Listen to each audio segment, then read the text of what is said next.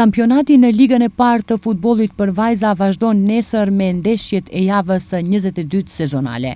Tashmë çdo gjë është e qartë sa i përket titullit kampion, pasi skuadra e vajzave Skopje 2014 me 20 fitore dhe vetëm një humbje ka të grumbulluara 60 pikë dhe bindshëm ka siguruar pozitën e parë. Megjithatë, edhe nesër priten ndeshje interesante, sidomos dueli në Tetov midis ish ekipit kampion Lubotenit dhe skuadrës nga Struga AS United. Kjo ndeshje, në fakt mund të jetë e fundit për skuadrën tetovare, të cilat kanë paralajmëruar se pas përfundimit të këtij kampionati do të tërhiqen nga garat shkaku i dënimit nga ana e organeve të FFM-s me heqjen e 9 pikëve.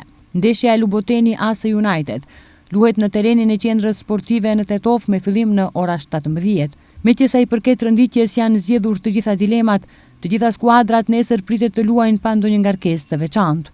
Takohen Luboteni AS United, Kamenica Sasa, Istatov 2015, Top Gol Tiveria Brera, Koçani Skopje 2014, Reqica Vardari 2023.